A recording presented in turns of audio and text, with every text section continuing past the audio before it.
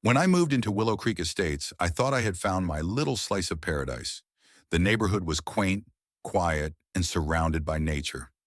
My house sat at the end of a cul-de-sac with a sizable backyard that bordered a small wooded area.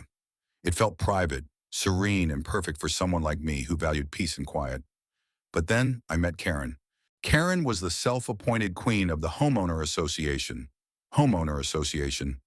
An organization I hadn't even realized existed until she showed up at my doorstep 2 weeks after I moved in.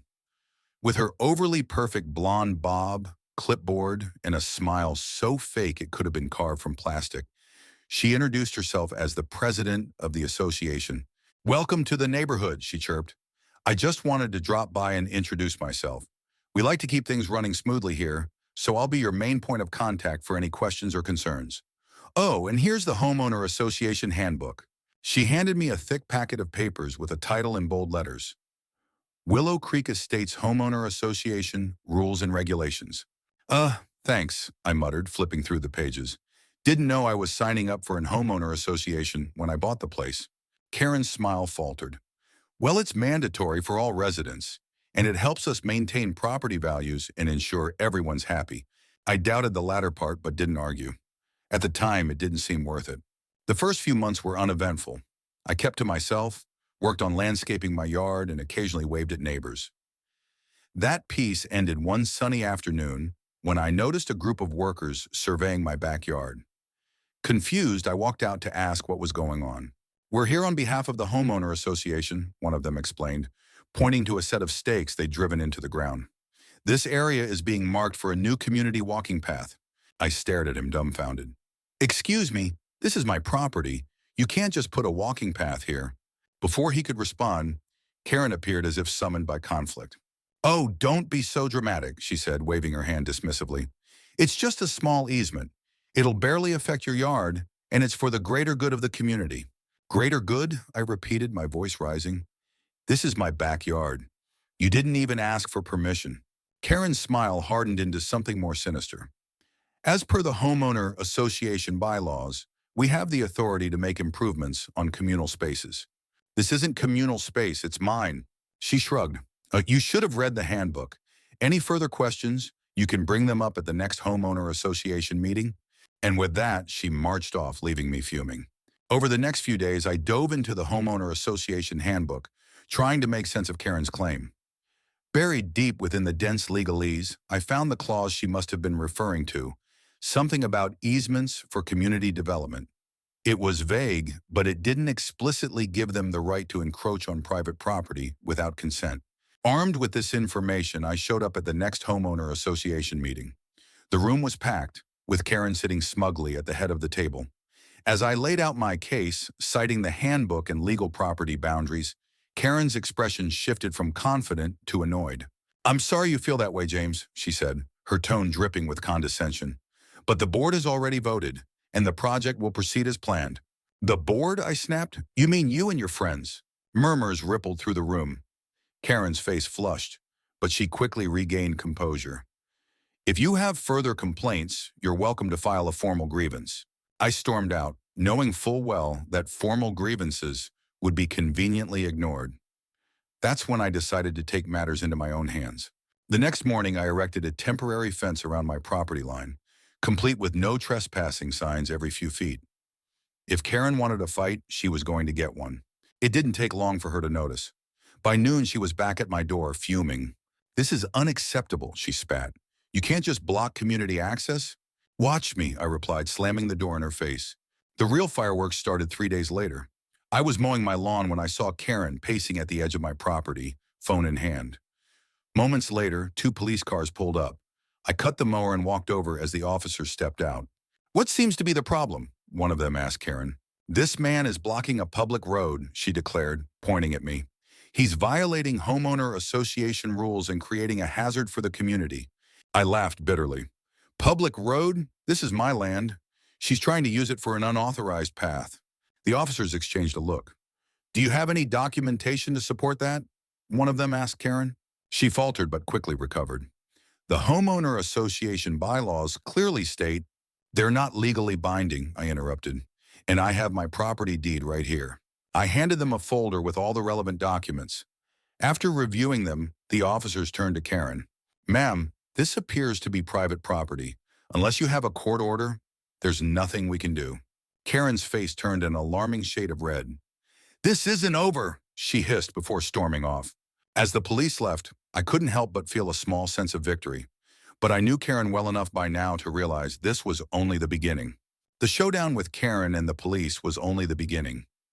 Over the next few days, strange things started happening around my property. It began subtly, almost innocuously. My trash cans were mysteriously knocked over in the middle of the night. The garden hose I'd left neatly coiled was suddenly sprawled out, as if someone had yanked it. At first, I chalked it up to random mischief until I found the letter. It arrived in an unmarked envelope, slipped into my mailbox without a stamp. Inside was a typed note. You're making this harder than it needs to be. Comply with the homeowner association's plans or things will get worse. There was no signature, but I didn't need one. Karen's fingerprints were all over this. I spent that evening installing security cameras around my property. If Karen or her cronies wanted to escalate, I was going to catch them in the act. It didn't take long. The footage from the first night revealed two figures, one unmistakably Karen, with her platinum blonde bob gleaming under the moonlight. She was accompanied by a man I didn't recognize, a burly figure who looked more like a hired thug than a neighbor. Together, they loosened the bolts on my newly installed fence and pried open the gate. The next morning, I filed a police report. The officers took my statement and reviewed the footage with raised eyebrows. Do you know who these people are? One of them asked. The woman is Karen, the homeowner association president, I replied. I don't know the guy, but it's clear they're trying to intimidate me. The officer nodded. We'll look into it. In the meantime, I'd recommend reinforcing your fence and keeping those cameras running. Already ahead of you, I said. That afternoon, Karen showed up on my doorstep, flanked by the same burly man from the footage. This time, she didn't bother with pleasantries. You called the cops on me? She snapped. You broke onto my property, I shot back. What did you expect? Her face twisted into a sneer. This is harassment, James. You're obstructing community progress and wasting everyone's time. If you keep this up, the homeowner association will have no choice but to take legal action. Legal action for what? Defending my property? I stepped closer, narrowing my eyes at her. You're the one breaking the law. I have the footage to prove it. For a moment, Karen's bravado faltered. Then she turned to her henchman. Let's go, she barked. This isn't over. True to her word, Karen upped the ante. A week later, I received an official-looking letter from the homeowner association demanding immediate removal of my fence and threatening daily fines for violations of community standards. The letter cited vague bylaws and included an astronomical figure for the fines already accrued.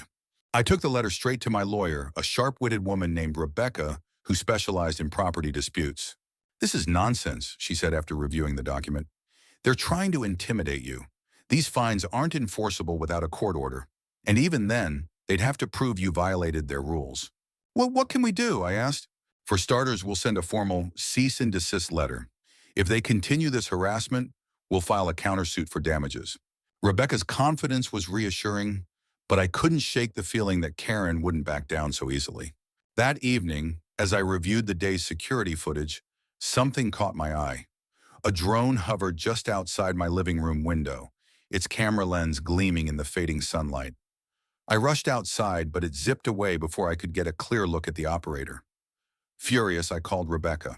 They've crossed another line, I said. Now they're spying on me. Document everything, she advised. The more evidence we have, the stronger our case. 2 nights later, I woke to the sound of my security alarm blaring. Grabbing a flashlight, I ran outside to find my backyard in disarray. The temporary fence was toppled, my garden trampled, and spray painted across the back wall of my house were the words, "Move out or else." The police arrived within minutes. As they examined the damage, one of the officers turned to me. Do you have any idea who might have done this? He asked. I didn't hesitate. It's Karen and her homeowner association goons. I have cameras. Check the footage. Sure enough, the footage revealed Karen and 2 others under cover of darkness, wreaking havoc on my property. This time, the evidence was damning. The next morning, I received a visit from a man who introduced himself as Detective Alvarez. Unlike the previous officers, he seemed genuinely interested in putting an end to this madness. We've received multiple complaints about this homeowner association, he said, but this is the first time we've had concrete evidence of criminal activity. If you're willing to cooperate, we can build a case. Absolutely, I replied, whatever it takes. As Detective Alvarez left, I felt a glimmer of hope. But deep down, I knew Karen wouldn't go down without a fight. She was the kind of person who thrived on control and intimidation, and she wasn't about to let me stand in her way. The day after my meeting with Detective Alvarez, things went from bad to worse. Karen was relentless, and it seemed the homeowner association had rallied behind her. Flyers began appearing around the neighborhood, stapled to lampposts and stuffed into mailboxes. They featured a grainy, unflattering photo of me and the words, "Neighbor alert, James McAllister, a threat to community harmony." I tore one of the flyers down and stormed into my house. Anger coursed through me as I sat down to call Rebecca. "They've gone public," I said. "They're trying to turn the neighborhood against me." "That's defamation," Rebecca replied, her voice calm but firm. "Keep one of those flyers. We'll add it to the case." "Have you heard back from Detective Alvarez?" "Not yet, but I'll call him." By evening, I decided to confront the neighbors directly. If Karen wanted to paint me as the villain, I'd let them hear my side of the story. I walked door to door, explaining the situation to anyone who would listen. Some neighbors were sympathetic, but others had already bought into Karen's narrative. "We just want peace," one elderly woman said, shaking her head. "Karen told us you're refusing to cooperate with the homeowner association." "She's lying," I shot back. "They're trying to take my property for a walking path. I've got proof they're harassing me." The woman's expression softened, but she didn't seem convinced. It was clear Karen's smear campaign was working. 2 days later, I got a call from Detective Alvarez. "We've been investigating your claim," he said. "And you're right. Karen and the homeowner association are overstepping their bounds. We've found records of forged documents tied to your property." "Forged documents?" I repeated, stunned. "Yes. It looks like someone's been filing fake easements with the city to claim parts of your land as public property. My team is working on tracing the origin, but all signs point to Karen and her associates." Hearing this lit a fire in me. Karen wasn't just a bully, she was a criminal. That night, my security cameras captured yet another intrusion. Karen and her accomplice were back, this time armed with a can of spray paint and a set of bolt cutters. They didn't get far before the alarm blared, and I stepped out with my phone recording. "Caught you red-handed," I said, holding the phone steady. Karen froze, her face a mask of fury. "You have no idea what you're getting into," she hissed. "Neither do you," I shot back. "Smile for the camera." She stormed off, but not before kicking over one of my garden lights. Her accomplice followed, muttering curses under his breath. The next morning, I met with Rebecca and Detective Alvarez. Together, we reviewed the footage and the growing pile of evidence against Karen and the homeowner association. Alvarez revealed that the city's zoning department was complicit in the forged documents, likely in exchange for favors from the homeowner association. "This goes deeper than we thought," Alvarez said. "If we can link Karen to the zoning officials, we'll have a solid case." Rebecca leaned forward, her eyes sharp. "We need to move quickly. Karen's already trying to smear James publicly. If we don't act, she'll escalate." Later that day, I noticed a commotion near the entrance of the neighborhood.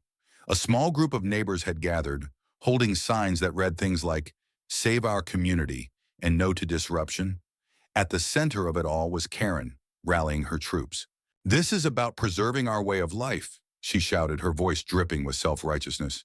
"We can't let one man's selfishness ruin everything we've worked for." I marched up to the group, unshaken by their glares. "What exactly have you worked for, Karen?" I demanded. "Forging documents? Trespassing? Harassment?" Her eyes narrowed. "You have no proof." I held up my phone, playing the video from the night before. Gas rippled through the crowd as Karen's actions played out on the screen. "This is who you're supporting," I said, turning to the neighbors. "A criminal who's trying to steal my land for her own agenda." Karen's face turned beet red, but before she could respond, Detective Alvarez arrived with 2 uniformed officers. "Karen Daniels," he said, stepping forward. "We have a warrant for your arrest." The crowd erupted in murmurs as the officers cuffed Karen. She glared at me as they led her to the patrol car. "This isn't over," she spat. But as I watched her drive away, I couldn't help but feel that for the first time in weeks I had the upper hand. That night, I received a call from Rebecca. "Great work today," she said. "But be prepared. Karen's allies in the homeowner association and the city won't go down without a fight." I nodded even though she couldn't see me. Let them come, I replied. I'm ready. Karen's arrest sent shockwaves through Willow Creek Estates. For the first time, the residents began questioning the iron grip the homeowner association held over the neighborhood. But as satisfying as it was to see Karen led away in handcuffs, I knew the fight was far from over. Her allies, both within the homeowner association and the city, weren't about to let this end quietly. The day after her arrest, I woke up to find my mailbox stuffed with anonymous letters. Some were supportive, thanking me for standing up to the homeowner association. Others were less kind, accusing me of ruining the community and demanding I leave Willow Creek Estates. One note stood out, a single piece of paper with the words, "You should have stayed quiet," scrawled in red ink. I brought the letters to Rebecca, who immediately added them to our growing file of evidence. "These threats are likely from Karen's supporters," and she said. "We'll use them to show a pattern of harassment. How's Detective Alvarez progressing?" "He's digging into the forged documents," I replied. "He thinks he's close to uncovering the full scope of the conspiracy." Rebecca nodded. "Good. In the meantime, I'm filing a restraining order against the homeowner association on your behalf. They're not going to back off, so we need to keep them at arm's length legally." Later that week, Alvarez called with an update. "We've traced the forged documents back to a zoning clerk named Philip Randall," he said. "He's been working closely with Karen for years, approving easements and permits that benefit the homeowner association, and by extension, Karen's personal interests." "What kind of interests?" I asked. "Kickbacks from contractors, political favors, you name it. The homeowner association's been funneling money through Karen to grease the wheels at City Hall. We've also uncovered communications between Karen and several other homeowner association board members that suggest they were all in on it." Hearing this made my blood boil. It wasn't just about my land anymore. Karen and her cronies had been exploiting the entire neighborhood for years. The next homeowner association meeting was unlike any I'd ever attended. Word of the investigation had spread, and the usually subdued gatherings were now filled with tension and whispers. I stood near the back, watching as the remaining board members struggled to maintain order. One resident, a middle-aged man named Greg, stood up and demanded answers. "What's going on with Karen?" he asked. "Is it true she was arrested?" The acting president, a nervous woman named Linda, fumbled with her papers. "Karen's situation is unrelated to homeowner association matters," she stammered. "We're continuing our work as usual." "Unrelated?" I cut in, stepping forward. "Karen used this homeowner association to line her pockets and terrorize this community. And she didn't do it alone. The board knew. The city knew. And now it's all coming to light." Gasps and murmurs rippled through the room. Linda's face turned pale as she tried to regain control. "We're not here to discuss rumors," she said. "If you have concerns, file a formal complaint." "I already did," I shot back. "And so has Detective Alvarez. The truth is coming, whether you like it or not." That night, my security cameras captured another incident. A group of masked individuals crept onto my property and spray-painted my garage door with the words, "Traitor" and "Leave." The footage was clear enough to show one of the vandals tripping and briefly removing their mask. It was Greg, the same man who had demanded answers at the meeting. I forwarded the footage to Alvarez, who added it to the growing case file. By now, the investigation was expanding beyond Karen to include other homeowner association members and city officials. Each new piece of evidence painted a clearer picture of the corruption that had infiltrated Willow Creek Estates. The tipping point came a few days later when Alvarez informed me of a break in the case. "We've got Randall in custody," he said. "He's agreed to cooperate in exchange for a reduced sentence. He's naming names, and Karen's at the top of the list. But it doesn't stop there. He's implicating multiple city officials and contractors who've been complicit in the homeowner association schemes." The news was both vindicating and overwhelming. What had started as a fight for my backyard had grown into a battle against systemic corruption. Alvarez assured me that charges would soon be filed against the other conspirators, but I couldn't shake the feeling that Karen still had cards left to play. That evening, as I sat on my porch, Rebecca called. "James, we've got another problem," she said. "Karen's lawyer just filed a motion to dismiss the charges against her, claiming she was acting in her capacity as homeowner association president and has immunity." I groaned. "Can they do that?" "It's a long shot," Rebecca replied, "but it's enough to delay the proceedings. We need to be ready to counter it." "What do you need from me?" "More evidence," she said. "Anything that proves Karen acted outside the scope of her role. Alvarez's team is working on it, but if you have anything else, now's the time." I nodded, determination hardening in my chest. Karen might have delayed the inevitable, but she wasn't going to escape justice. Not this time. Karen's motion to dismiss was the final card she could play, and even though it stalled the case, it also exposed her desperation. The public perception had shifted drastically. The once untouchable homeowner association president was now the face of corruption in Willow Creek Estates. For the first time, the residents saw Karen for who she truly was, a manipulative tyrant willing to ruin lives for her own gain. The morning of the court hearing, Rebecca and I sat in her office going over the final pieces of evidence. Alvarez had delivered a bombshell, a series of emails between Karen, Philip Randall, and several contractors outlining the kickbacks and illegal deals. The messages were damning, showing clear intent to defraud not just me but the entire neighborhood. "This is it," Rebecca said, sliding the printed emails into a folder. "With this, we can prove Karen acted outside her role as homeowner association president and hold her accountable personally." I nodded, feeling a mix of anticipation and dread. The fight had been long and grueling, but the end was finally in sight. The courtroom was packed. Residents, journalists, and even some city officials filled the benches, all eager to witness the showdown. Karen sat at the defense table, her usual smug demeanor replaced with visible unease. Her lawyer argued fiercely, but Rebecca countered every point with precision. When the emails were presented as evidence, the room buzzed with whispers. "Ms. Daniels," Rebecca said, addressing Karen directly during cross-examination, "can you explain why you approved forged documents that claim Mr. McAllister's property as public land?" Karen's lips tightened. I was acting in the best interest of the community." Rebecca didn't flinch. "And were kickbacks from contractors also in the community's best interest?" The courtroom fell silent. Karen's lawyer objected, but the damage was done.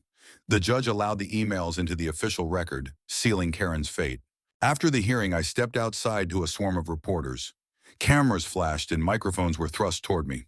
"Mr. McAllister, how do you feel about today's outcome?" one journalist asked. "Relieved," I said. "This wasn't just about my property. It was about standing up to abuse of power and holding people accountable. No one should have to fight this hard to protect what's rightfully theirs." The aftermath of the trial was a whirlwind. Karen was found guilty on multiple counts, including fraud, harassment, and conspiracy. She faced both jail time and hefty fines, but perhaps the greatest punishment was the complete erosion of her reputation. The Homeowner Association Board dissolved soon after, its remaining members resigning in disgrace. Detective Alvarez's investigation also brought down several city officials, including Philip Randall. The revelations led to sweeping reforms in the zoning department, ensuring such corruption couldn't happen again. As for me, life slowly returned to normal. The Walking Path project was officially scrapped, and my property remained intact. Neighbors who had once sided with Karen now offered apologies, some even bringing over home-cooked meals as peace offerings. It was a small but meaningful gesture. Rebecca and I stayed in touch. Her tenacity and brilliance had been instrumental in winning this fight, and I couldn't have asked for a better ally. One evening, over coffee, she told me something that stuck with me. "You know, James," she said, "this case wasn't just about property or bylaws. It was about standing up to bullies. People like Karen thrive on intimidation, but when someone pushes back, their power crumbles." She was right. Karen's reign of terror ended because I refused to back down. It wasn't easy, but it was worth it. Months later, I stood in my backyard, looking out at the woods that had caused so much trouble. The sun was setting, casting a golden glow over the trees. For the first time in a long while, I felt at peace. The battle was over, and I had won.